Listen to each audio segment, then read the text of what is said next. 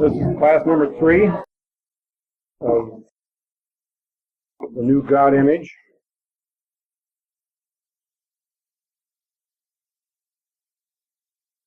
And I wanted to start by a short follow-up on last week's discussion of Kant. We spoke of him as a major precursor of Jung, and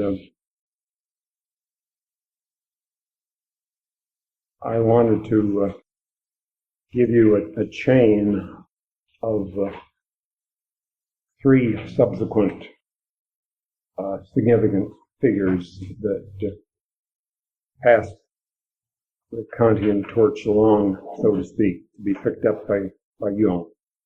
You remember that Kant was the one who discovered the forms and categories of the mind that serve to structure experience, and who established the fact that it was impossible to know the nature of the thing in itself, the reality, either the external reality or the internal reality.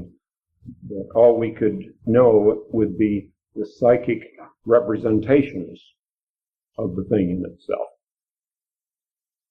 Schopenhauer is the next link in the golden chain. He picked up the same Kantian idea, but he thought he'd discovered the thing in itself. His major work was entitled The World as Will and Representation. And his idea was that the individual human being could know what the thing in itself was by virtue of his own inner experience. And it was Schopenhauer's conclusion that the thing in itself was will. Namely, a dynamic towards existence. It would be a kind of kind of philosophical version of libido, unconscious libido. And it was Schopenhauer's idea that the thing in itself was will, and that therefore all the representations which go to make up the inner and outer world that we're familiar with are representations of the will, the cosmic will. Hartmann, Edward von Hartmann, developed this idea further in his work, The Philosophy of the Unconscious. And he postulated a universal will that was purposeful. Schopenhauer was ambiguous about how purposeful the will was, but Hartmann carried that idea further. And then Nietzsche elaborated the same idea of the will in terms of the will to power. And he had the unique distinction not just of conceptualizing and theorizing about what he was talking about. He had the unique experience falling into it and living it out, literally. So he fell into a living experience of the unconscious. So we have three figures that come between Kant and Jung: Schopenhauer, Hartmann, and Nietzsche. And to that I must add a fourth.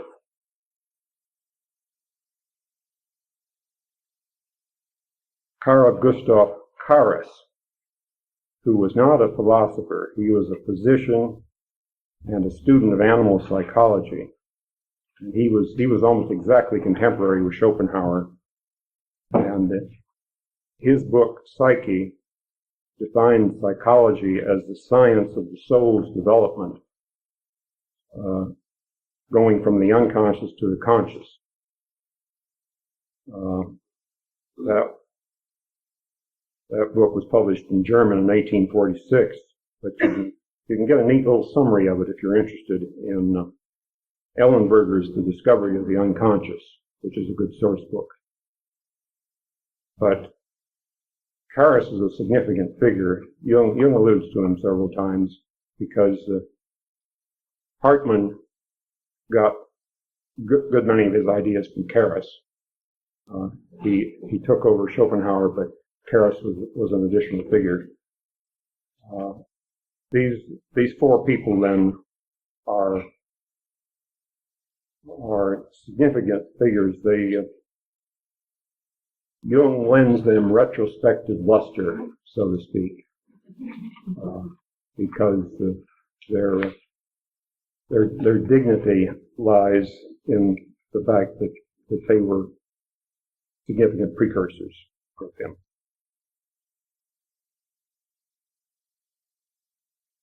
That takes us now to tonight's assignment, which is the Burnett letter dated June 13, 1955.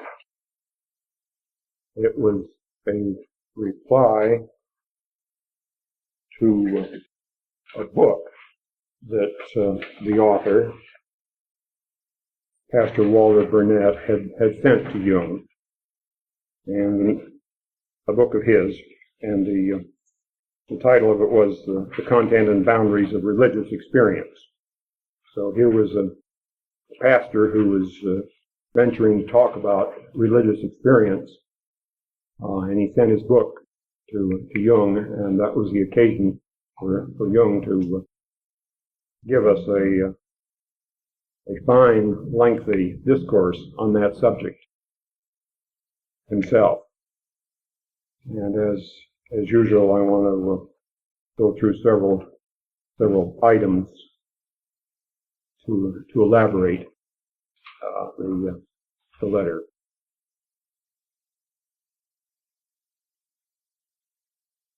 First item is found in the first paragraph of the letter, where Jung says, "It was the tragedy of my youth to see my father cracking up before my eyes on the problem of his faith and dying an early death." That's a pretty strong statement. Tragedy of my youth.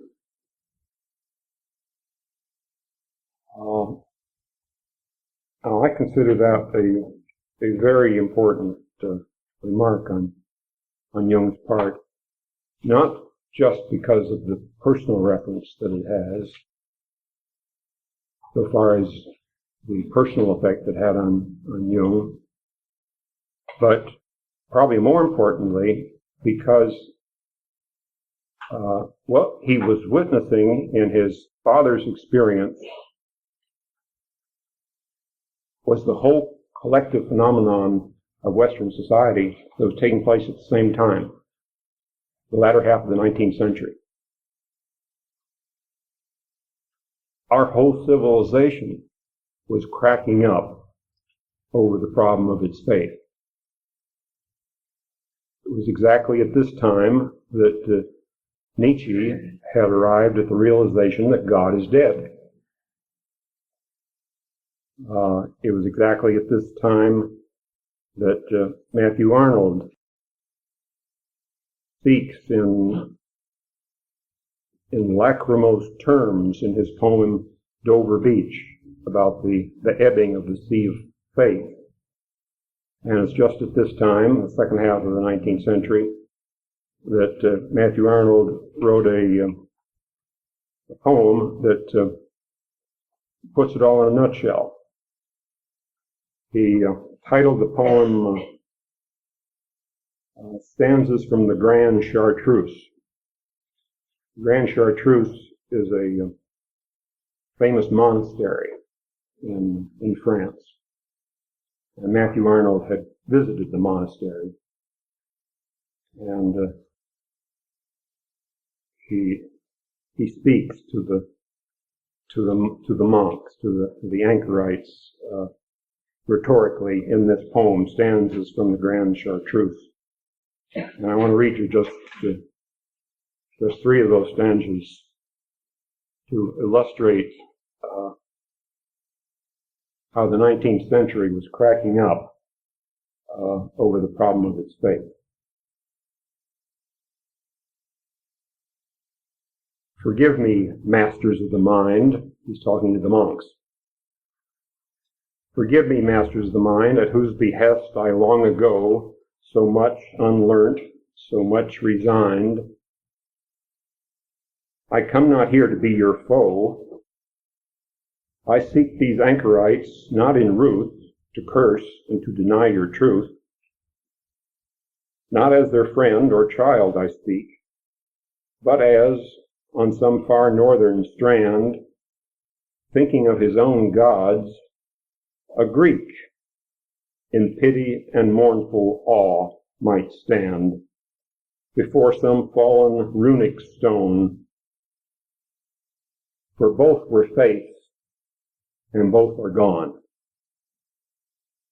Wandering between two worlds, one dead, the other powerless to be born, with nowhere yet to rest my head.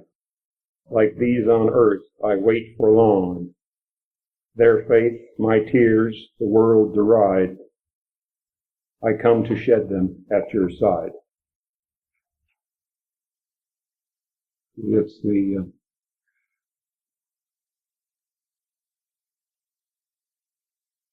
funeral ode to the lost God image, is what he's describing here. And this is the state of mind of humanity that's waiting for the birth of the new God image. And Jung's personal experience with his father connected him simultaneously with the collective equivalent of it, you see, and obliged him to find the answer, which he did. All right, item 2.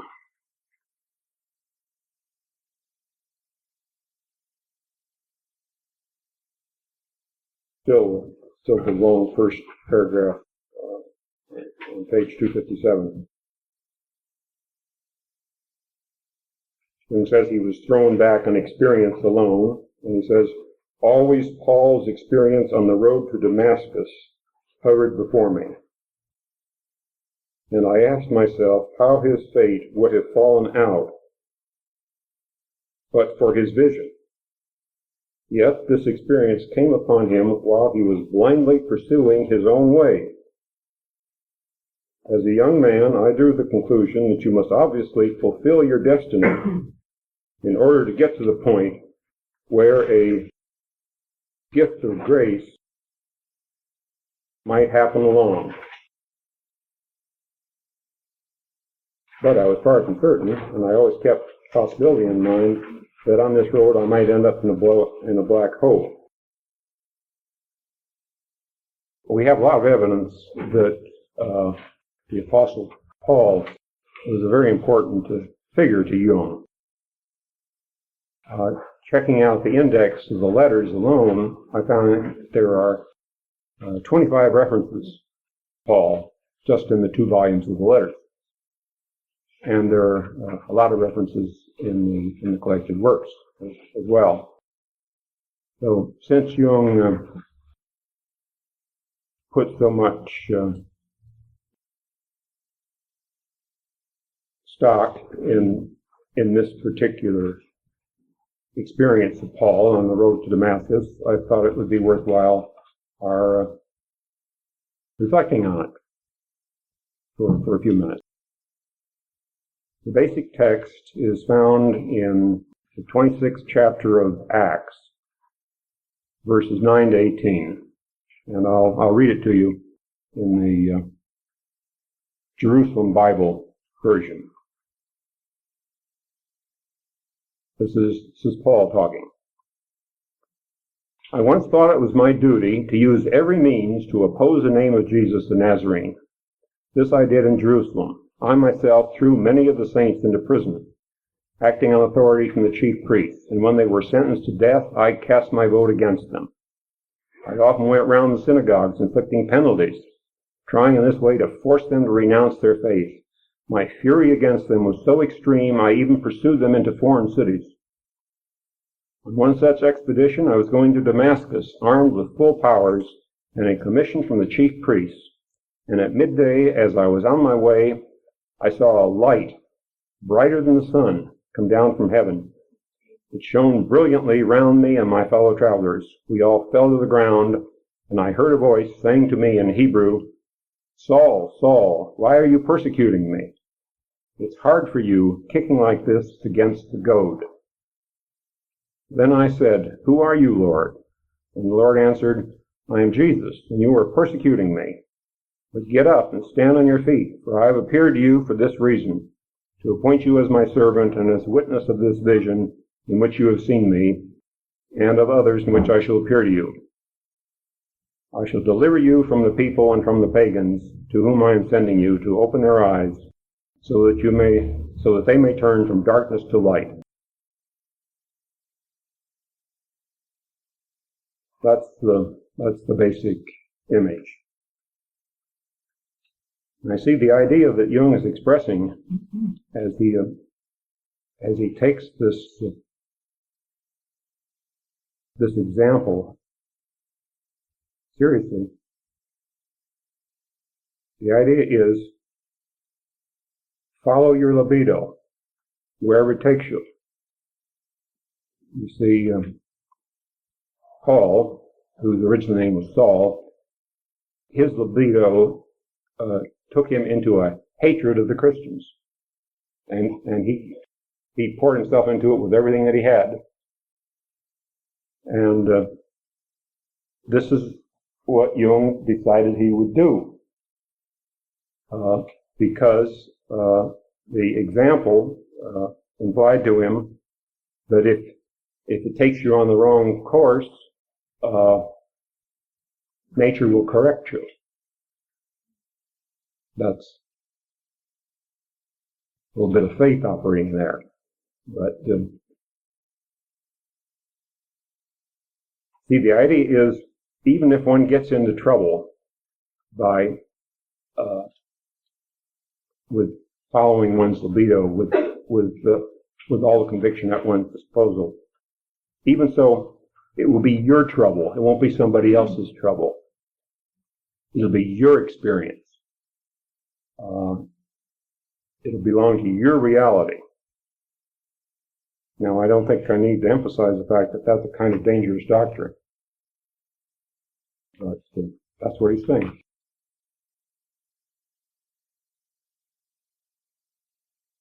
All right, item 3. Page 258.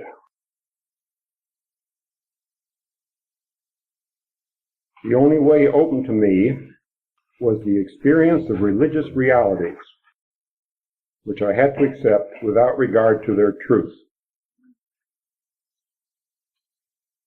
I think what he means there is without regard to their theoretical truth.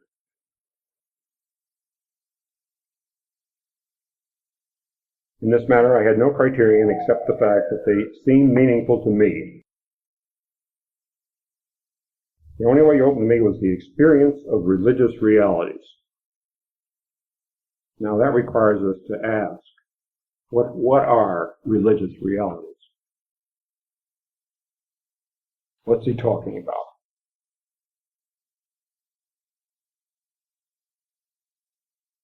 Well, I want to give you a few examples of what I think you would consider religious realities out of his own mouth. I think you're all familiar with Jung's vision of God in the cathedral that he talks about in Memories, Dreams, Reflection. This is an experience he had at the age of 11. And it is certainly an outstanding example of what he means by a religious reality. So let me just remind you of that event. As I said, it occupies 6 pages of these memoirs. So that indicates how important he took it to be. Age 11. One fine summer day, I came out of school at noon and went to the Cathedral Square, which would be in Basel. The sky was gloriously blue, the day one of radiant sunshine. The roof of the cathedral glittered. The sun sparkled from the new brightly glazed tiles. I was overwhelmed by the beauty of the sight and thought the world is beautiful and the church is beautiful and God made all this and sits above it far away in the blue sky on a golden throne. And here came a great hole in my thoughts and a choking sensation. And suddenly I realized, don't go on thinking now. Something terrible is coming. Something I do not want to think. I dare not even approach it. It would be the most terrible sin to think this thought. That agony went on for 3 days and 3 nights.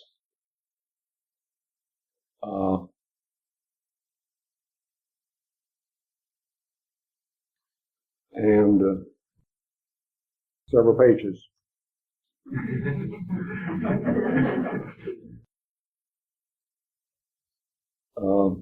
Until it comes to this.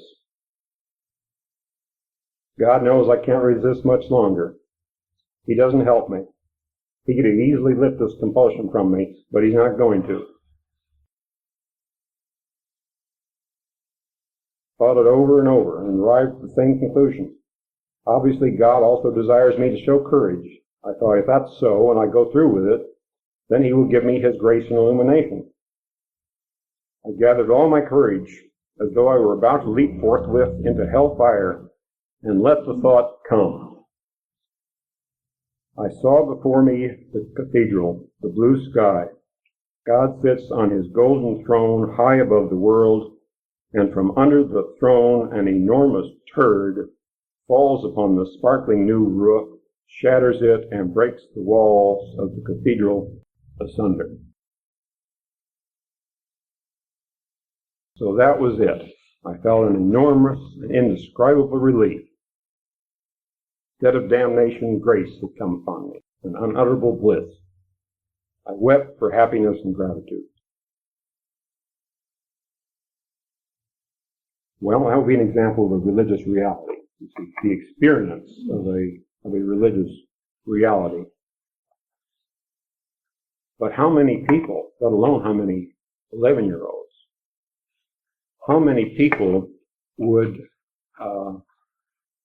set that experience in a religious framework? Very few. And certainly adults would set it in a psychopathological framework. See, that's Jung's genius. Like Job, he never questioned that his immediate perception that are the foundation of one's psychological experience has a transpersonal basis. That was immediately evident to him. That's something you can't prove. You can only see it or not see it. It's like whether or not you're colorblind. So he knew, because of that awareness, that the compulsion came from God. I remember a psychiatric case, presented in grand rounds when I was in medical school. I don't remember very many of those case presentations, I can tell you. Very, very few. But I remember this one. You must remember this was in the 40s. Wouldn't have quite the same effect in the 90s. It was a young man who had been admitted to the psychiatric institute associated with the university with the compulsion that whenever he got in company, he was obliged very, very shortly to yell out the word fuck. So they brought him in to the amphitheater, and sure enough, didn't take long, and out it came. Well, that meant a little more in the 40s than it does today.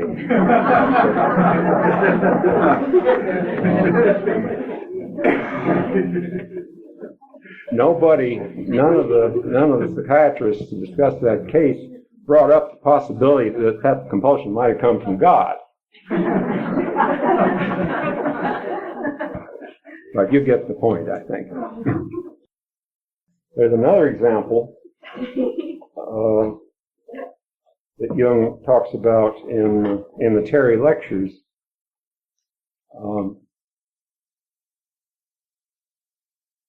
They're found in volume 11.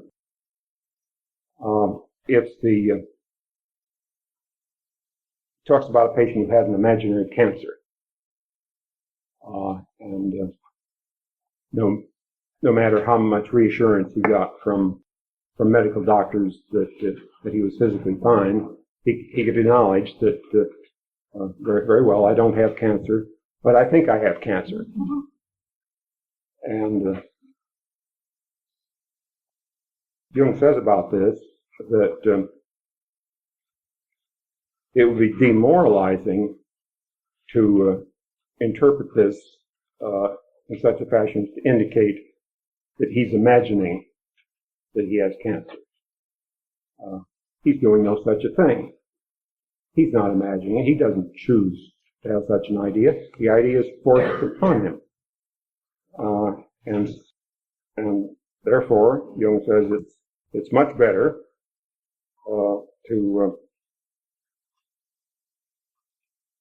for him to understand that his complex is an autonomous power directed against his conscious personality.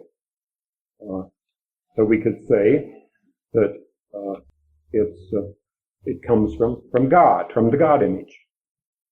Just like the cathedral vision of 11-year-old Jung came from God, and just as the compulsion to yell out fuck in social circumstances came on over this young man presented at the case seminar.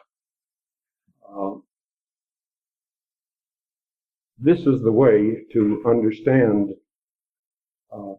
autonomous psychic functioning if you're going to follow Jung's way.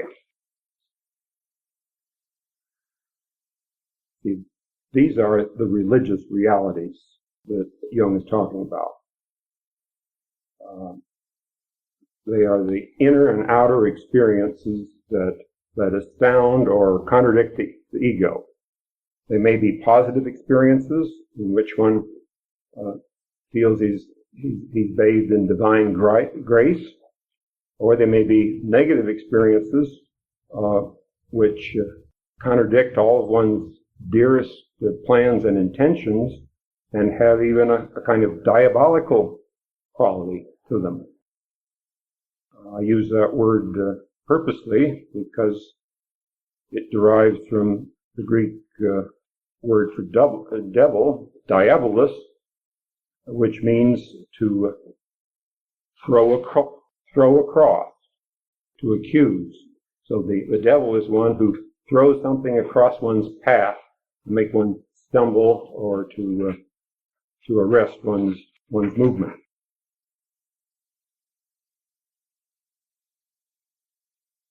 We are experiencing religious realities all the time, if only our eyes are open to the fact. A light is constantly showing through events, both inner events and outer events, that serves a guiding function if one can see them. We'll be pushed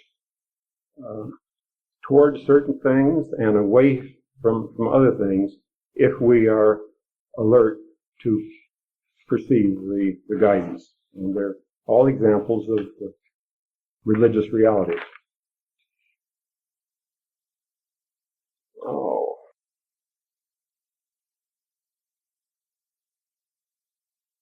He's trying. That's a religious reality right there. You see? I just filled the water.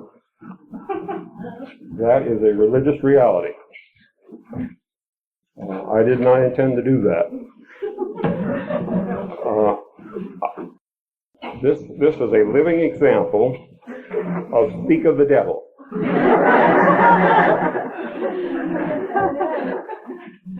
This is a living example of it. I hope you're impressed. And I mean that most seriously.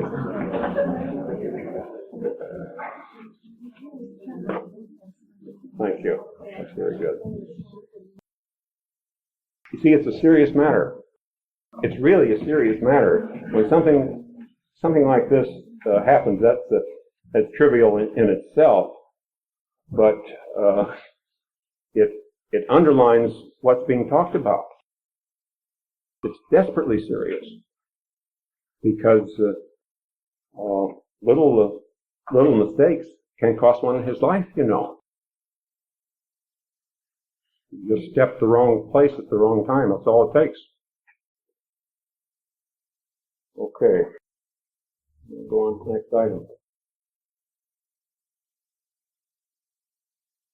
On page 258, it speaks of the empty center. It says,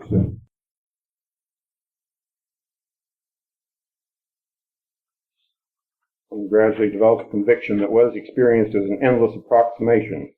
The goal of the approximation seems to be anticipated by archetypal symbols which represent something like the circumambulation of the center. With increasing approximation to the center, there is a corresponding depotentiation of the ego in favor of the influence of the empty center.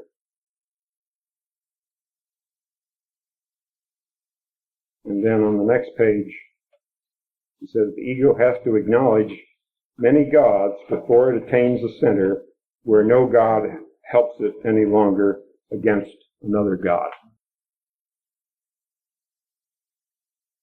Now, this empty center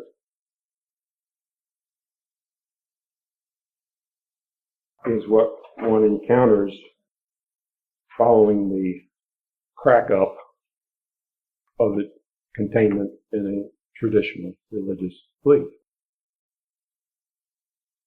As long as one is contained in a functioning religious myth, the center of his mandala will be occupied by the particular God image of that traditional creed, whatever it is. But if that center is empty, then it exposes the individual to a direct experience of the autonomous psyche without benefit of the buffering effect of a traditional image. You see, that's what Nicholas of Clue experienced that we spoke of last time. He had this terrifying experience of the image of God's countenance in a state of terrible wrath. And it took him years to construct a screen between himself and that image. And the screen was the image of the Trinity. And when he got that screen over the image, then he'd assimilated it, and that was probably what was appropriate for that particular stage of psychological development at that time. So this is the point that Jung is making when he speaks about an empty center. I once had a dream that I saw a one-celled creature, something like an amoeba. as a boy, I was quite interested in microscopy and enjoyed examining one-celled protozoa and such things. So they were a very familiar item to me. And in my dream, I saw such a creature. It was much enlarged, as though it were being seen under a microscope. And such creatures have as their central life source, they have a nucleus. Every cell has a nucleus as its center of life. This organism, in place of the nucleus, had an empty hole. And looking through it, I could see the blue sky beyond. Well, that's an image of the empty center, you see. In which case, the center becomes a window that looks on to another dimension of reality. Whereas if the center is filled up, if it's filled up with a traditional God image, that's a more comfortable state of affairs, but then it's not a window anymore.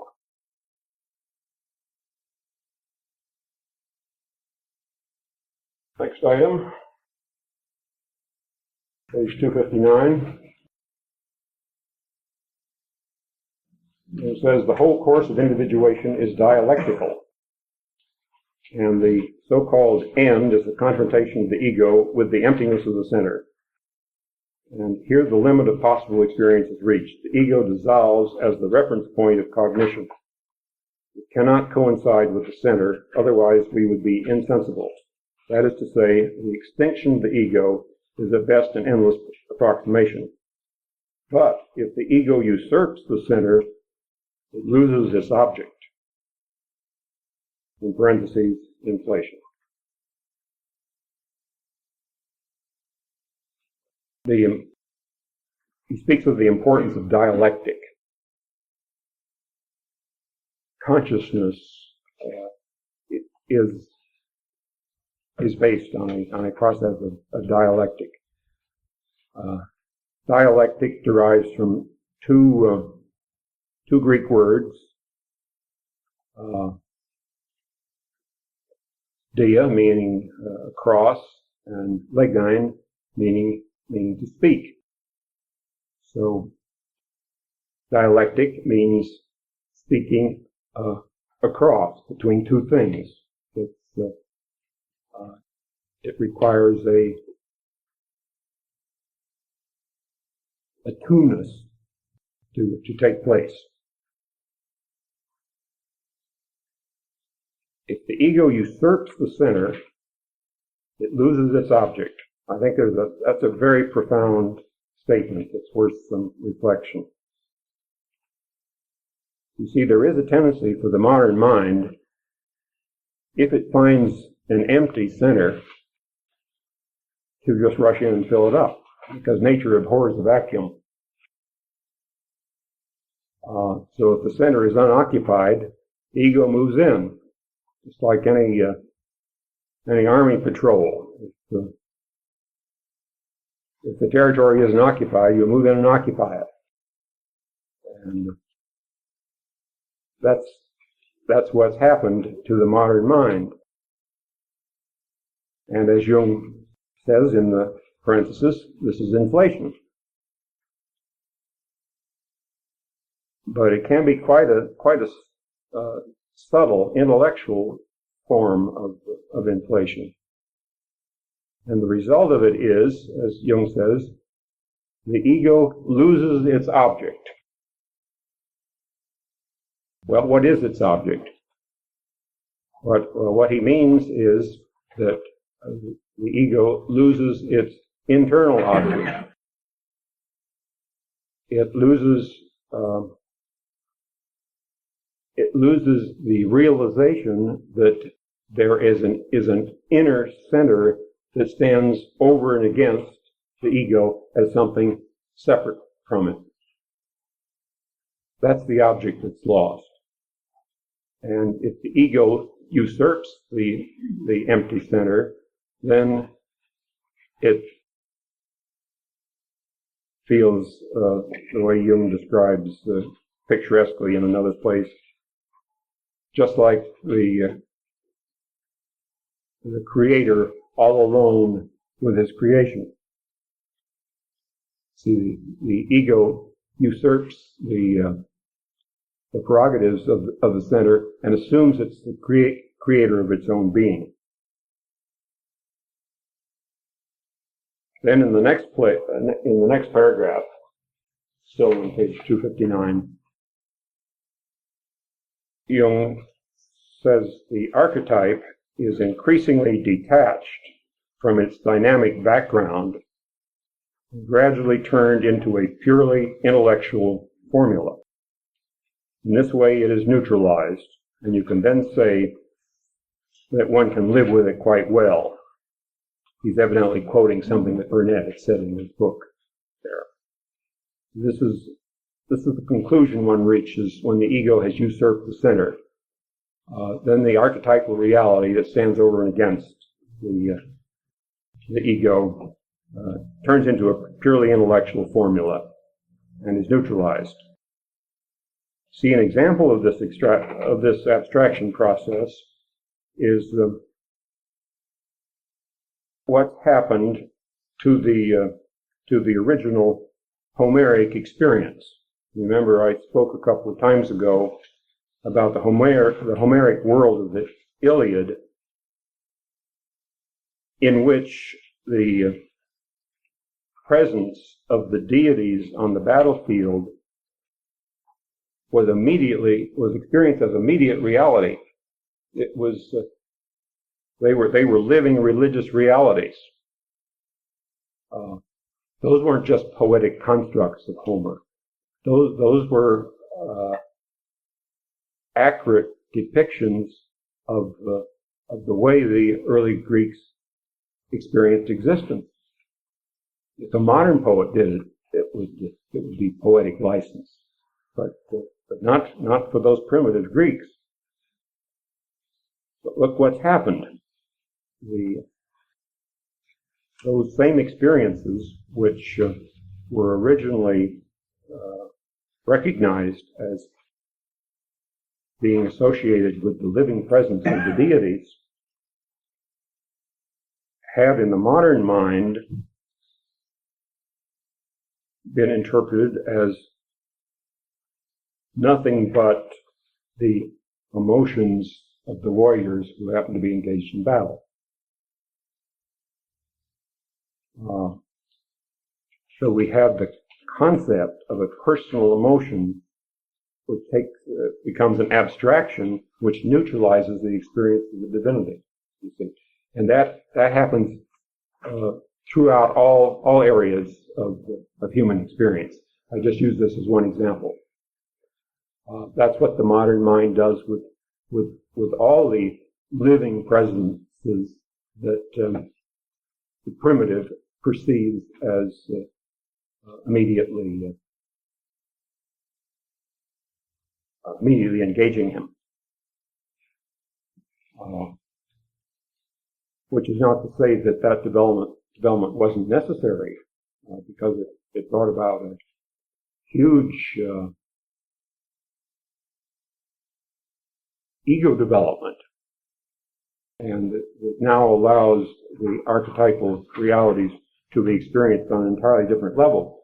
But nonetheless, it's just what Jung says it is. The archetype is increasingly detached from its dynamic background and gradually turned into a purely intellectual formula. In this way, it is neutralized, and then you can say that one can live with it quite well. But you wouldn't say that if you were having the deities nudging you in the ribs on a daily basis.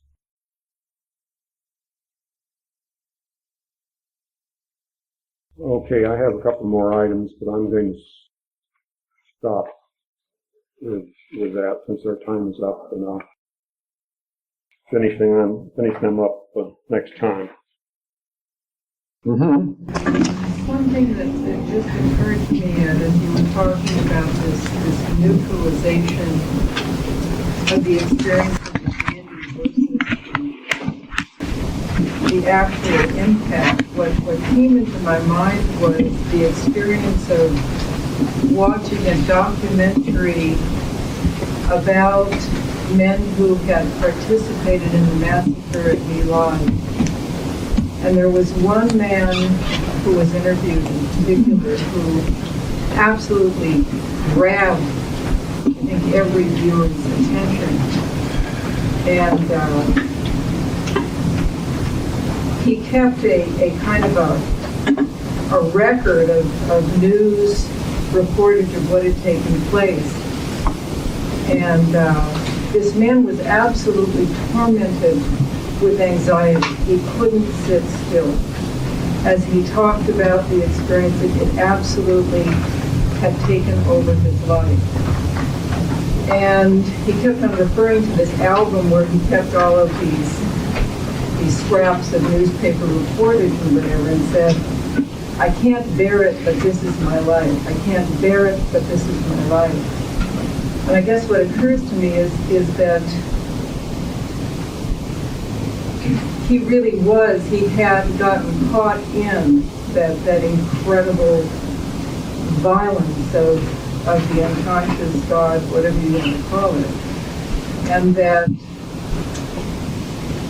he had no way to really, it seemed as though no one really understood what he was in the grip of. And he seemed so desperate to find that himself, just holding on to this album, and yet he was caught in an inflation because he kept on saying, this is my life. That's an important example that you bring up. The example of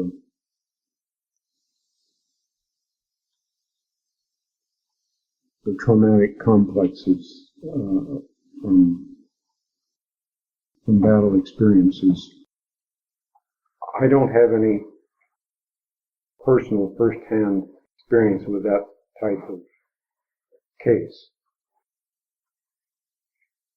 There is a Jungian analyst in Texas. What's his name? Harry Wilmer.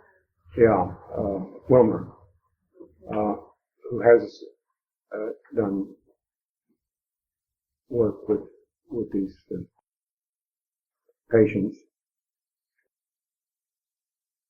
It would be my guess that such complexes that go so deep and involve such violence could only be thoroughly integrated by a completely religious approach. I don't think anything else can do justice to that profound complex.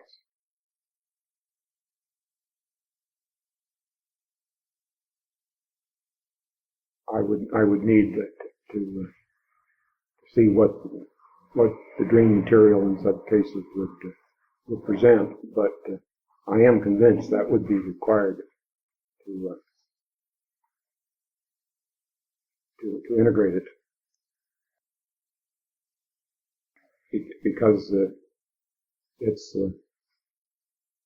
such a profound experience of evil, which is one aspect of the primordial God image, that it truly is a living Job experience in the extreme, you see, and nothing less than what Jung lays out in answer to Job, a thorough understanding of that matter, I think would suffice to integrate such an experience. But it's certainly very relevant what you bring up to what we're talking about. I think I saw that program too, and did that man try to commit suicide a couple times? You know, I don't recall. And also, he had a son, 7 or 8 years old, that was then killed in an accident on the street. And at that moment, the mirror cracked over the son's picture. In other words, that Could you hand me my glasses, please? They fell over was there. so alive that it was outside of him. Thank you. Was that the same program? Yeah. I'm reminded of the associations of what you're saying that something that Black Oak describes in a book, The Sacred Pipe, with the Plains Indians were a very warrior-like culture. So that this issue is at hand, that always when the men would come back from war, we would always paint our faces black because we knew we had done something wrong. Now that didn't stop them from going off to war, but that was part of it. But there was this awareness, and that was part of a dance and a ritual that would go on. It was brought into the larger context of the divinity of somehow assimilating this experience. It was, I think, in the context of what we're talking about. Right. We don't have that experience when one goes off to war. What it doesn't have a place to come back and assimilate it in the context.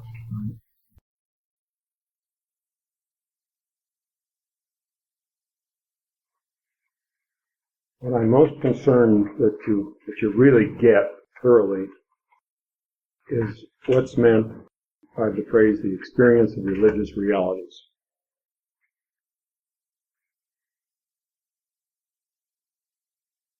The modern ego, so conditioned to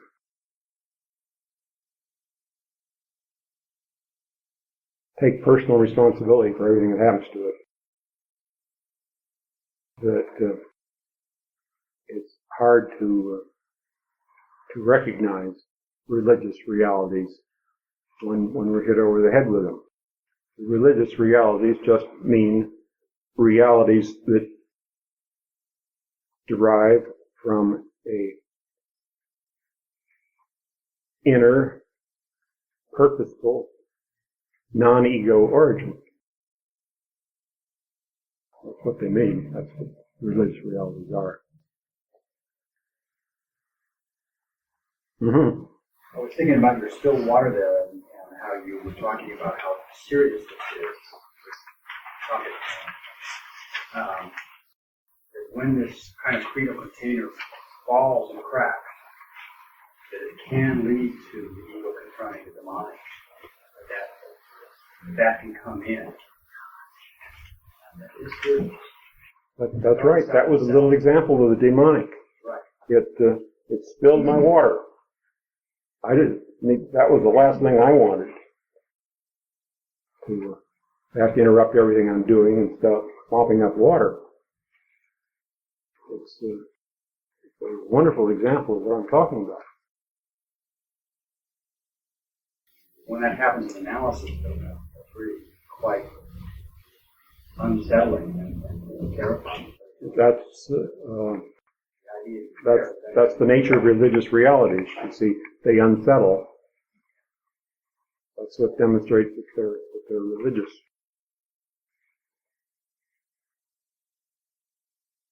Somewhere Jung says,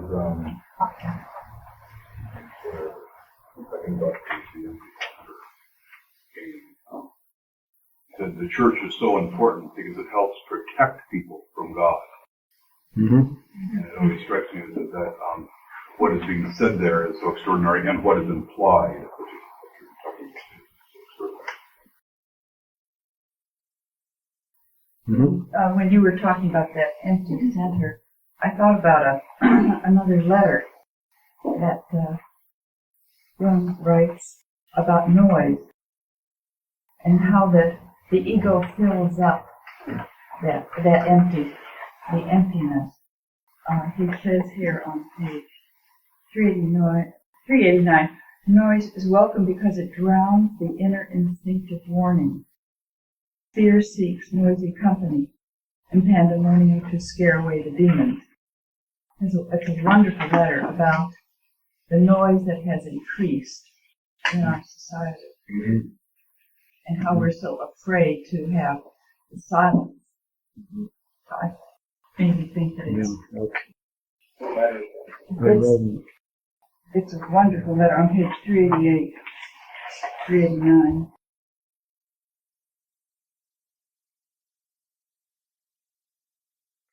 Mm-hmm. In your first lecture, I occasionally have to talk to social scientists and other folks. I have to talk to social scientists sometimes. Yes. And you said so strongly, well, there is evidence for the collective self. And how would you talk about that kind of evidence? Saying that I missed your first statement. What did I say was evidence for the collective self? well, you were talking about, you say, and there is evidence to support the idea of a collective. Oh, right. Lots of evidence, Without going into and it. I was waiting for you to tell me. I see, and I see. Okay, well, that's a good question. What's the evidence for the collective self?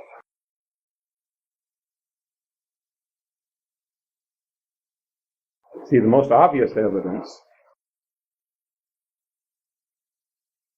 on the immediate experiential level is that the affect experienced and expressed by one individual flashes immediately through the whole group.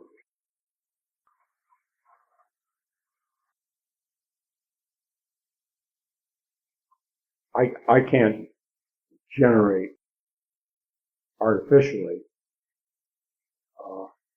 an affect to illustrate what I mean, but if some A rock concert. I'm sorry? A rock concert. Well, that certainly is an example. I wouldn't use that. I have to base things on my own experience.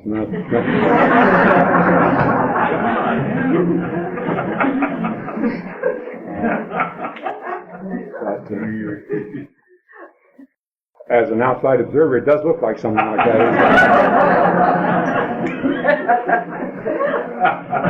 But what I had in mind,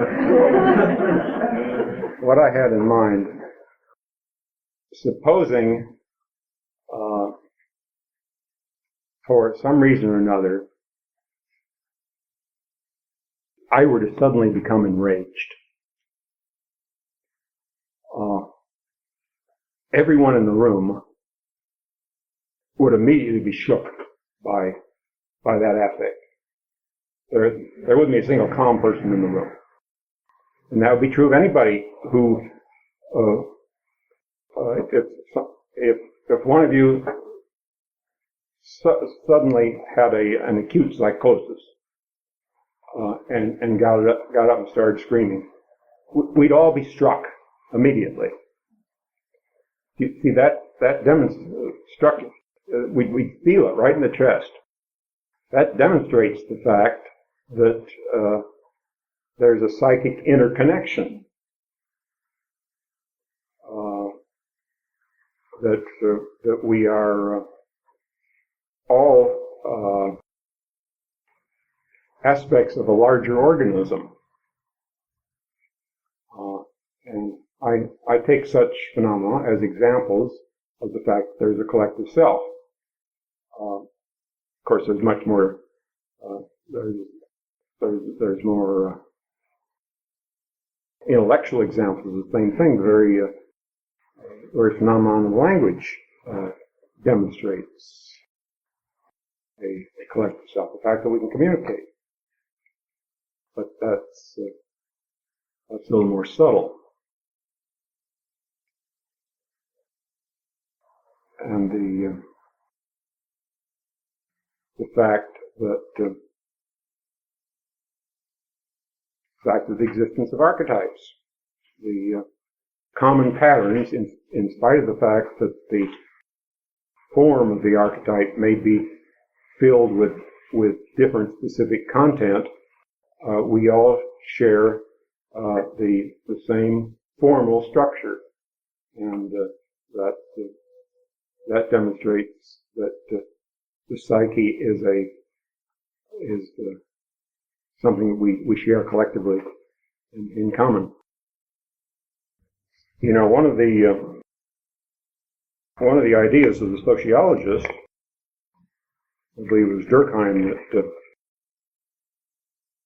was a major exponent of this, was that religious representations are expressions of the collective mores of a society, and they get their impact,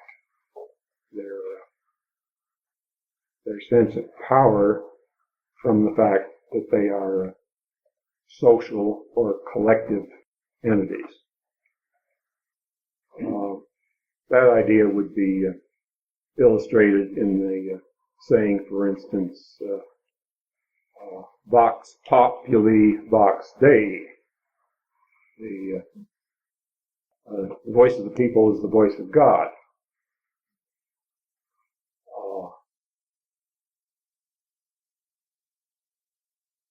Now, the sociologists approach this matter in an extroverted fashion, and then think of the religious formulations as following from the collective social mores of a given society,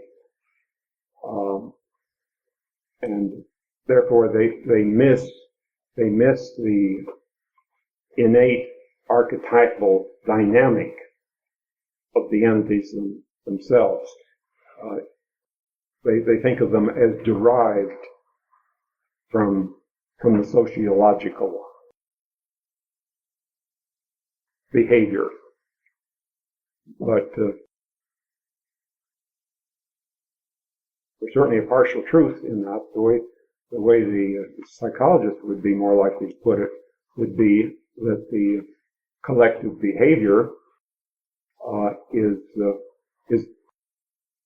representative of the dynamic archetype that resides in the psyche. But you see, the sociologists don't have any concept of a psyche. That's the problem. Yeah, that's the problem. And I have such a struggle trying to talk about that. Mm-hmm.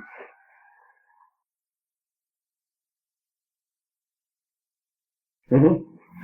Can we go back to your event tonight with the filling water? It's relevant because I still a whole cup of coffee in a session about 3 days ago on my run. What I'm struggling with is the distinction between the role of the demonic or the unconscious complex that spills the coffee on the one hand, and then what we talk about is ego consciousness or no ego consciousness on the other hand.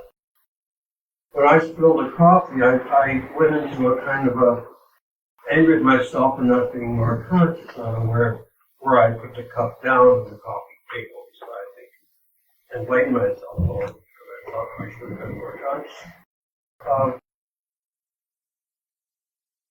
I try to formulate the question. I get pulled back and forth between those two. I understand the issue. I understand it completely. We're all thoroughly familiar, I'm sure, with the self-annoyance at being so stupid.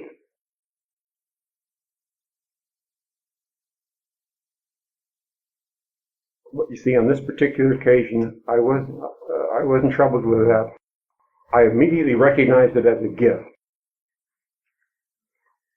And it's almost always a gift if you can perceive it as such. But I admit it's not so easy to do it sometimes. I think, though, that in theory it could always be perceived as such. I'm sorry? You think, though, that theoretically, quote unquote, it could be perceived as such in every case? Yes, I do. I do. If you see it as a religious reality right on the spot, then it's a helpful message, even though it doesn't look very helpful on the face of it. Mm-hmm.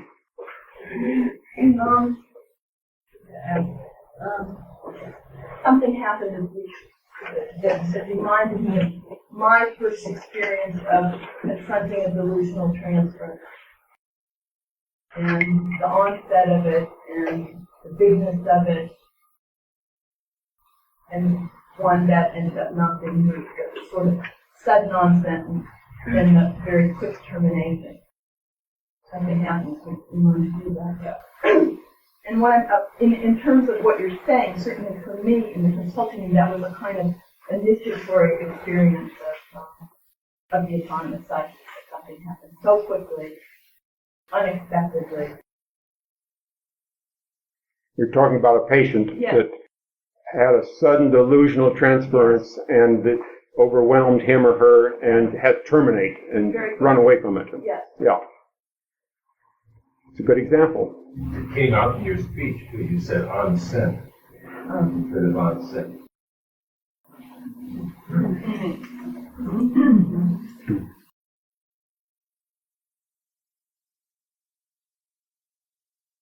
I think we have to assume in such cases that the patient does the right thing by fleeing and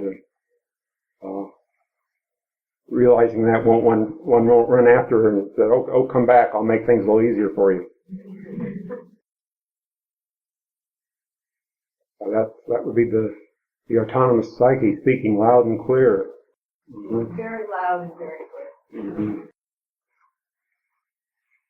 A religious reality. So, good example. Mm-hmm. I want to remind you of something you wanted to talk about from last week about interpreting dreams. Remember? You said you wanted to talk about it tonight. Remind me. Last week that one doesn't know what a dream means. You were talking about wanting to add to that the analyst needs to take a position. I think that must refer to Joanne's question the last time. Would you like to repeat that question and go through it again? No. I think what I could do a little bit. I think what and what Diane's bringing up with my question, because I do think there are times when the analyst has to take a stand and trying to differentiate that. What I asked you was, would you say that it's true based on Kant, you carry that into the consulting room, that we never know what's happening in the patient's mind, in essence, that an interpretation is an educated guess about another person's state of mind, and that at times we have more, less data on which we base that. Yeah. Well, I'll tell you how I proceed. I proceed as in dealing with dreams, whenever possible, I proceed as though I know exactly what they mean. If I have some ideas, you see, if you work on the dream and some ideas come up and I say, I think this means this, and that. I consider that the appropriate way to proceed because it offers the patient a genuine content.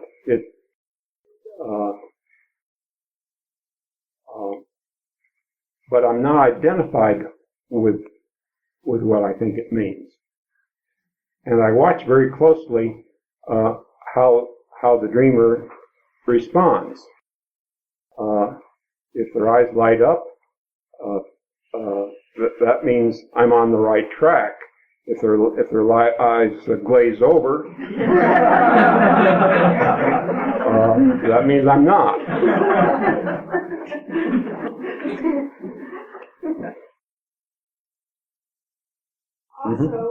Also, wouldn't it be like Paul on the road, following his veto? I mean, That's a good idea. Yeah, you will be corrected yeah, sure will. by the patient's psychic and by your own.